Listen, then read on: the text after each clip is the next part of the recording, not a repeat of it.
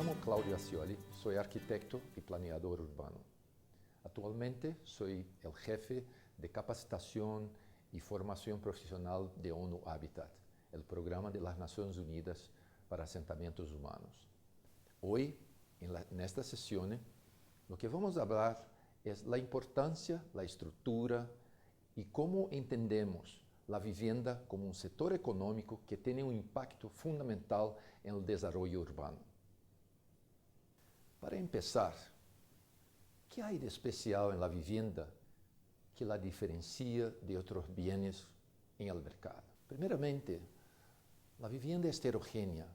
La casa, el departamento, tiene tamaños, diferentes localidades, edad, un plan diferente, pero también es un inmueble y es un bien fijo. Es un bien inmueble. No se puede trasladar para un sitio para otro. Su valor está directamente conectado con su localización, un suelo, una parcela. Pero es un bien duradero. Significa que puede se quedar por décadas si tiene un buen mantenimiento. Pero más importante es que tiene un precio alto. Un hogar, una familia que quiere adquirir una vivienda necesariamente tiene que tener acceso a un crédito y normalmente es una de las decisiones más importantes en la vida de un hogar. Comprar una vivienda, adquirir una vivienda, tornarse un propietario de vivienda. Pero también hay una cosa que muchos pocos no se dan cuenta, que es el costo, el impacto del cambio cuando uno se vende y se va a otro sitio, que es la relación que la vivienda tiene con su entorno, con sus servicios, con la escuela, con varios tipos de servicios públicos que están directamente asociados con la vivienda. Pero pensar en la vivienda es pensar en un sector económico que conecta los materiales de construcción, la oferta de suelo, la mano de obra, la infraestructura, la oferta de todos los tipos de infraestructura y servicios públicos, los suelos y su localización y precio, y todo el proceso de financiamiento. La vivienda se conecta directamente con el desarrollo urbano, porque toda la inversión que se hace tiene un impacto tremendo, tanto en el espacio urbano, pero también en los precios de mercados que empiezan a funcionar de una forma muy vibrante en una ciudad. Pero cuando pensamos en la vivienda tenemos que pensar en el cuadro institucional también.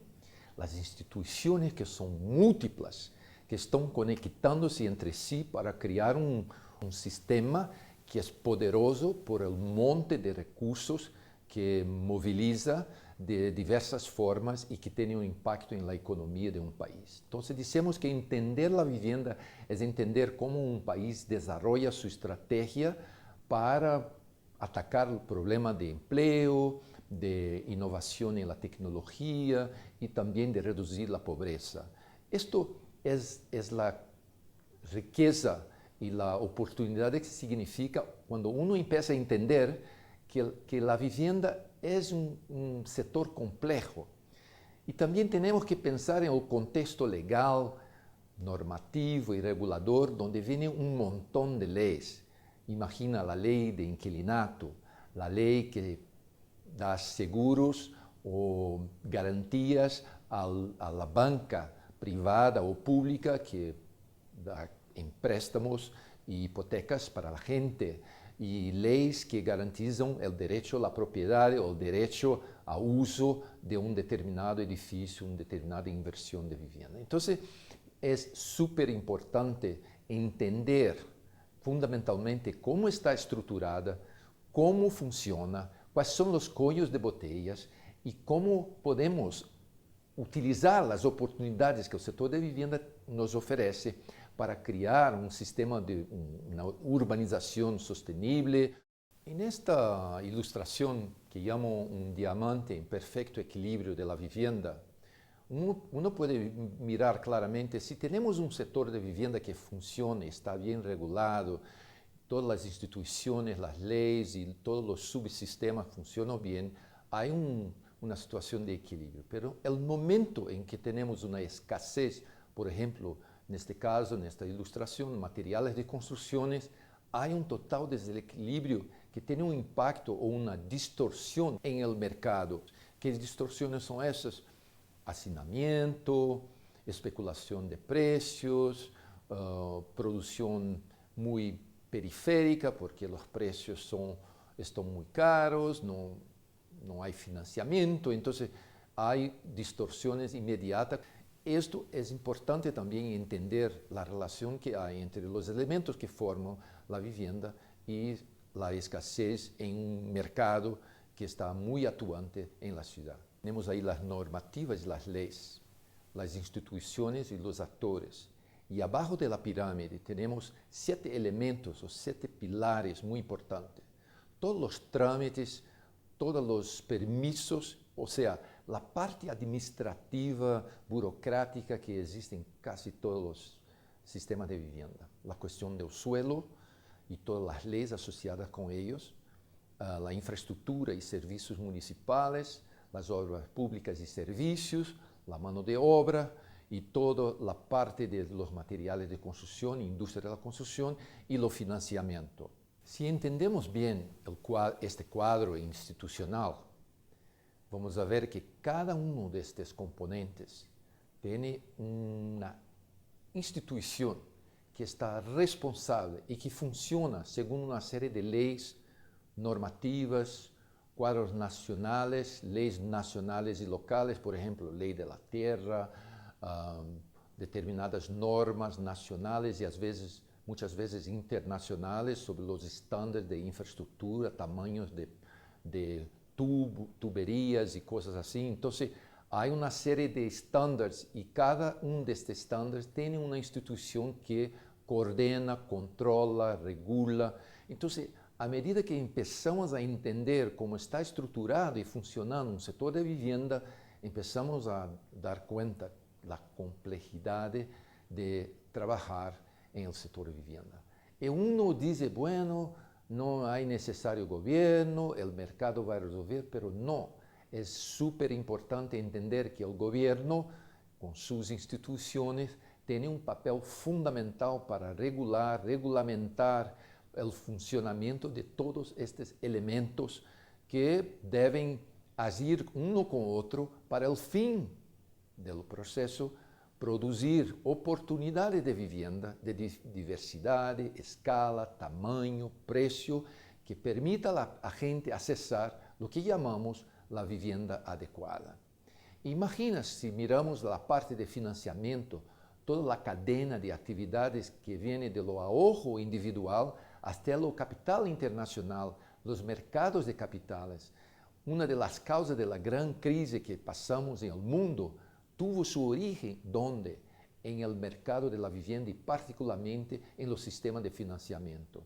Entonces, hoy todos sabemos que la relación del sector de la vivienda con la economía es intrínseco y fundamental, con impactos enormes en la vida de las personas. Una vez que entendemos esta estructura y su funcionamiento, entonces empezamos a discutir qué tipo de estrategia para el fin del proceso desarrollar y ofertar diferentes oportunidades de vivienda. Estoy hablando de oportunidades, no estoy hablando de una casa y un departamento, porque las soluciones habitacionales pueden ser de diversas formas. Puede ser un lote con servicio, un lote sin servicio, puede ser un departamento, puede ser una casa. Pero es importante entender cómo se produce. Y hoy hay muchos programas en el mundo, en América Latina, desde las cooperativas uruguayas, cuantos programas que Brasil y México, por ejemplo, están implementando en financiar directamente grupos de pobladores que están organizados como cooperativa, pero funcionan como grupos de autoconstructores. Bueno, esto es para entender el mercado formal de la vivienda, pero sabemos que, por ejemplo, en América Latina, una gran parte de la vivienda es producida de una forma informal o socialmente organizada, fuera del sistema oficial, lo que muchos llaman la producción social de la vivienda, que son autoconstructores con sus propios medios de diferentes formas que van a construir en los suelos que encuentra para construir. Entonces tenemos que entender estas cadenas y además entender que si no tenemos un sistema de financiamiento, un sistema de acceso al crédito, estamos produzindo aí cada vez mais a oportunidade de a gente tomar por sua conta própria a solução de seu problema, que é através dos mercados informais. E se queremos criar uma urbanização planeada, dar um futuro planeado, organizado, sustentável à cidade, temos que entender e resolver estes conhos de botella que estão no setor da vivienda. Aí, então, começamos a discutir a intervenção de políticas de vivienda. El rol del gobierno, pero principalmente, ¿qué tipos de políticas? Bueno, una opción es focar la política en la oferta, o sea, bajar los costos de producción, el precio final de la vivienda, que va a permitir a tener una amortización o un valor mensal de los pagamentos que las personas van a hacer mensalmente, que esté dentro de um limite possível que não vai afetar sua capacidade de pago de outras coisas como transporte, educação e os bens materiais que necessitam para ter uma vida. Pero podemos mirar a uma política que vá à demanda, ou seja, fortalecer a capacidade das pessoas de adquirir, de pagar, de aumentar seu ingresso familiar através de diferentes formas, para que a gente pueda não comprometer seu ingresso familiar ou uma parcela muito alta de seu ingresso familiar que vai ter um impacto muito grande em seu comportamento com relação a, por exemplo, transporte, ou comida, ou roupa e outros bens de utilidades imediatas que necessitam a família. Então, temos que pensar que talvez uma política mais inteligente tenha que atacar todos os pontos de forma que amplie a acessibilidade da vivienda por grande parte da população.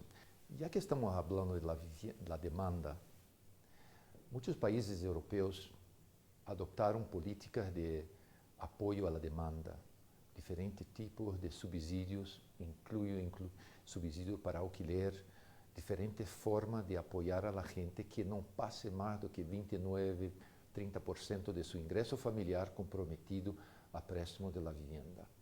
Então, podemos pensar em um fluxo que começa com a capacidade de ahorro das pessoas, diferentes transferências de ingresso, diferentes tipos, incluindo de que uno pensa em la taxa de interesse prioritária, determinados tipos de préstamos para a vivienda.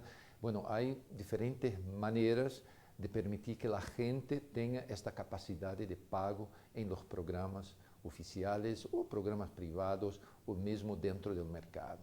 Bueno, países como Chile, países como Brasil entenderam isso e começaram pouco a pouco a buscar diferentes estratégias para fortalecer as pessoas que não têm a capacidade de competir ou entrar em um mercado imobiliário. Então, se necessitam necessariamente de um apoio do governo que vem de diversas formas.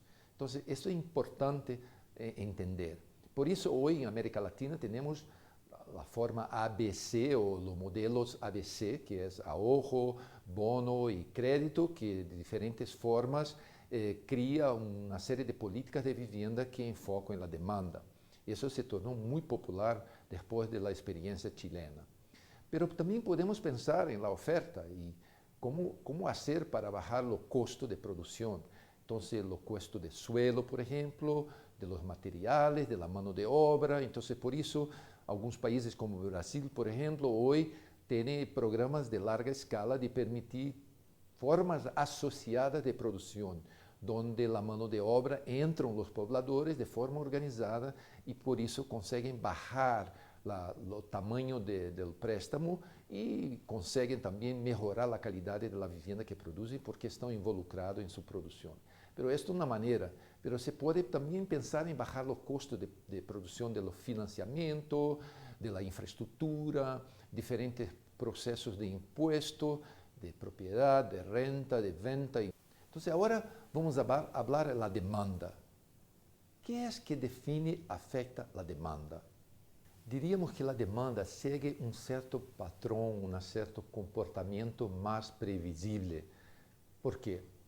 la demanda está direccionada o directamente relacionada con la demografía, por ejemplo, la tasa de crecimiento de la población, que define el tamaño del mercado. Entonces, la formación de nuevos hogares es una cosa importante para entender cómo comporta-se la demanda. Pero fundamentalmente, la gente tiene la idea que el financiamiento de la vivienda y el derecho de propiedad o la base legal de uso y utilización y transacción comercial que tiene la vivienda tiene a ver con la oferta, pero la verdad es que esto define e influencia mucho la demanda. Esta cuestión del derecho de propiedad o la documentación de este derecho para comprar y vender es importante para fomentar el mercado y por tanto define mucho la demanda. Y el otro, la cuestión del financiamiento, porque como dije anteriormente, si no hay un sistema de créditos, hipotecas, un sistema financiero bien organizado que permite a diferentes grupos sociales y económicos a tener acceso al crédito, muy probablemente esta demanda va a estar reprimida porque no va a tener la capacidad de pago. Entonces, ¿qué pasa? Van al sector informal, van a buscar diferentes formas para accesar un lote de forma informal, una vivienda de forma informal, y eso son las distorsiones que empiezan a aparecer en la ciudad. Yo estaba hablando del derecho de propiedad. Este derecho de propiedad significa ¿el qué? Significa una forma documentada y protegida que permite a las personas entrar en una relación de compra y venta que da seguridad y garantía para ambas las partes. Pero esto puede ser no un título de propiedad, pero puede ser también el derecho de uso, el derecho de superficie. Hay diferentes formas de regular un determinado derecho a un espacio, a un local, a una oportunidad de vivienda, que no necesariamente dice simplesmente una forma única de resolución de lo que llamamos el derecho de propiedad. ¿Qué tipo de resultados estamos buscando? Estamos buscando la diversificación de oportunidades de vivienda, de soluciones habitacionales accesibles, créditos de diferentes formas, créditos para sistemas asociativos, cooperativos, individuales y para diferentes grupos econômicos. Gente que puede pagar determinados tipos de hipotecas para determinados valores y otros que necesitan talvez de algum tipo de subsídios e créditos específicos para facilitar seu acesso a uma vivenda. Muitas vezes são créditos de materiais de construção, através de vouchers e outros tipos de programas que permitem a gente acessar um elemento importante que é o material e a tecnologia que vem junto com este material. E também pode ser uma série de programas de apoio à inovação, a fomento a tecnologia para baratear ou trazer mais sustentabilidade, a ideia de largo prazo, do impacto no cambio climático que o setor da construção tem. Mas também podemos falar de tipos de melhoramento de assentamentos informais que já estão consolidados, onde se vai produzir oportunidade de vivenda sem necessariamente construir novas vivendas. Ou seja, apoiar, reconhecer, regularizar, uma série de estratégias que vão permitir a gente a dar sua inversão personal, a seu ahorro em seu próprio local onde vive. Então, há uma diversidade de soluções e de políticas de vivienda que temos que entender. Porque estou falando de um sistema formal, é lógico. Por que estou falando de um sistema formal? Porque é importante conhecer e fomentar cada vez mais a melhor organização do setor vivienda, porque é que eu diria, uma caja poderosa de desenvolvimento econômico por esta capilaridade em la economia, porque conecta-se com quase todas as dimensões e facetas de uma economia de um país, como também em la cidade. Há uma riqueza enorme de soluções, de políticas que se podem lograr. Por exemplo, países como Chile, Brasil, México foram una escala sin precedentes en el continente, políticas públicas con volumen de inversiones que nunca se había mirado, con muchos mil millones de dólares, con una diversidad de programas, pero también con muchos problemas y desafíos. Los programas de escala en estos países demuestran la relación intrínseca entre la producción de vivienda y la producción de la ciudad. Há muitos estudos, críticas, há um debate, uma controvérsia, porque em muitos casos, como o carro mexicano, que saiu para distâncias cada vez mais distantes do centro da cidade, da área urbanizada, onde se produziram enclaves de vivienda, pero não se produziram cidades.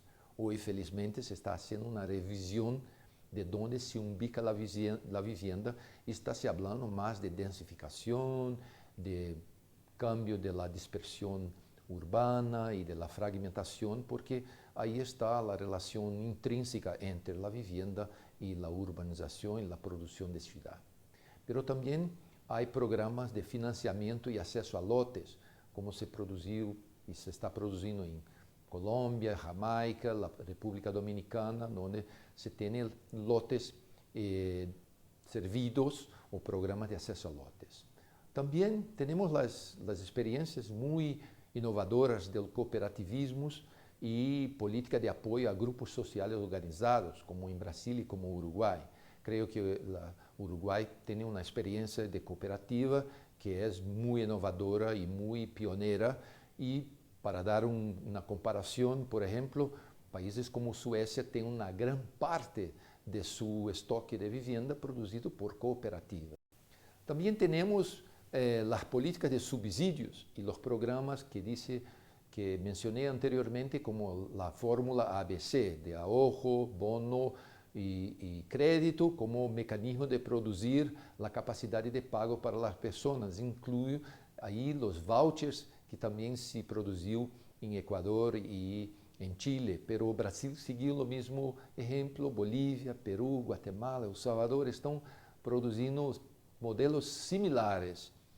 Em El Salvador é muito interessante porque o setor privado agora entra e consegue oferecer a preços acessíveis a uma população, a um setor popular que não tem oferta em el país. Então, é muito interessante conhecer como que o setor privado descobre, assim como descobriram na década passada em Tailândia, o setor popular como um setor que se pode fazer negócios em vivienda. Então, há uma riqueza em países da América Latina. Pero também, se miramos em outros países, uma experiência que me gusta sempre falar, porque conosco muito bem e vivi nesta situação, é a vivienda social de Holanda. É um país chico, pero com um vigor no setor da vivienda e dos setores de vivienda mais sofisticado que conosco, com todas as instituições, leis, mecanismos e uma das histórias mais largas e mais antigas de vivienda. A Acta de Vivienda é de 1901, onde se produziu uma entidade chamada as Associações de Vivienda, que são entidades privadas que produzem ou que atuam para o bem público com financiamento do governo. Então, como 75% de todo o estoque de vivienda de alquiler de Holanda está em la mano das associações de vivienda que alquilam viviendas bem ubicadas, de boa qualidade e tamanho, para pessoas que não podem acessar uma vivienda através do mercado. E muitas vezes são pessoas também que têm a liberdade de elegir entre ser um proprietário de casa e ir ao setor formal e ter uma hipoteca ou alquilar de um alquiler social se o ingresso lhe permite, porque há uma série de regras. Pero interessante que um país rico, quando tem hoje como 42% do estoque de vivienda do país, é habitação ou vivienda de alquiler. Como vamos à Suíça, isso vai para quase 70%. Vamos à Alemanha, vai para 45%, 50%. Como explicar que os países mais ricos tem um tamanho significativo de seu estoque em sistema de alquiler, enquanto que os países mais pobres são países de proprietário de vivienda. E tem governos e políticas públicas que seguem com a política de casa própria. Então, este é um elemento que não falei muito, porque é um tema para uma outra sessão, pero a importância de ter a diversidade, não somente de tamanho, não somente de ubicação, pero também a diversidade de tendência, ou seja, políticas que vão estimular a casa própria, pero políticas que vão estimular a vivienda de alquiler, a vivienda por associação, de forma associativas, condominiales e cooperativas. Então, é importante ter esta gama de opções para que o setor de vivienda pueda funcionar e oferecer oportunidades para todos. Então, com isso, me gostaria de concluir. O que falamos hoje nesta sessão? Na verdade, meu ponto de partida é demonstrar que entender o setor da vivienda, compreender como funciona, todos os mecanismos e entender como está estruturado um mercado e como podemos interferir neste mercado para produzir a vivienda de boa qualidade, a bom preço, acessível para a gente, é uma condição sine qua non para começarmos a traçar um caminho futuro para as cidades chegarem a um processo formal de urbanização com sustentabilidade, qualidade de vida e oportunidade e dignidade para todos.